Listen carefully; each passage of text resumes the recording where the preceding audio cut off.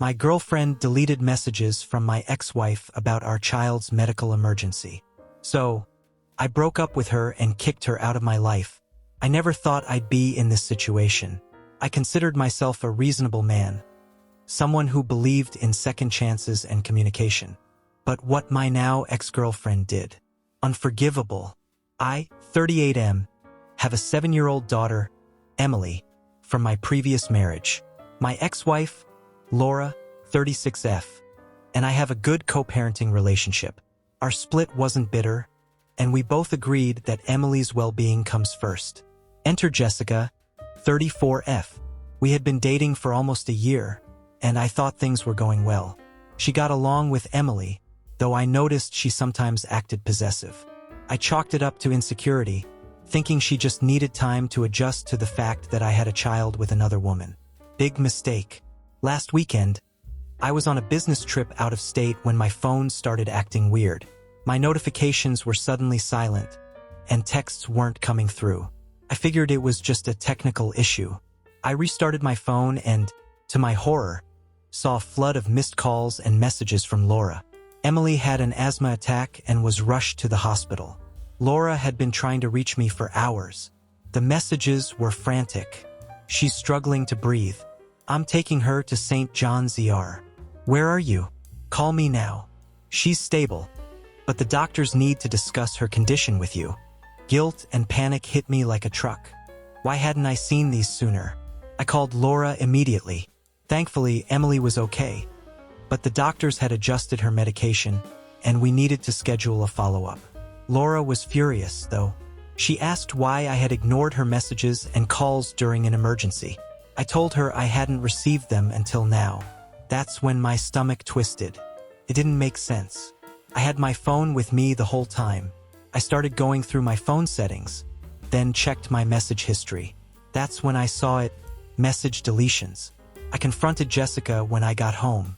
She denied everything at first but cracked under pressure. She admitted she had seen Laura's messages pop up and deleted them before I could read them. Her reasoning? She oversteps. She's always texting you. I didn't think it was that serious. I was stunned. She didn't think it was that serious? My daughter had a medical emergency, and she deliberately kept that from me? I saw red. I told her to pack her things and get out. She started crying, saying she did it because she didn't want Laura interfering in our relationship. That's when I realized this wasn't about insecurity. This was control. She wanted to dictate my access to my child's mother, to manipulate me, to make herself the priority over my own daughter. I didn't care how sorry she was. I told her I could never trust her again and that our relationship was over. I made it clear there was no coming back from this. After she left, I sat in silence, thinking about what could have happened if Emily's condition had worsened. What if Laura couldn't reach me at all? What if something worse had happened? That thought made me sick. The next day, I met Laura and Emily. Seeing my daughter smile despite what she had been through broke my heart. I apologized to Laura for not being there, though she assured me she understood it wasn't my fault. I've since changed my phone settings, ensuring only I can manage notifications. And as for Jessica, I blocked her number and social media. I don't need that kind of toxicity in my life. Some people might think I overreacted, but when it comes to my child, there are no second chances. Even after everything, Jessica tried reaching out.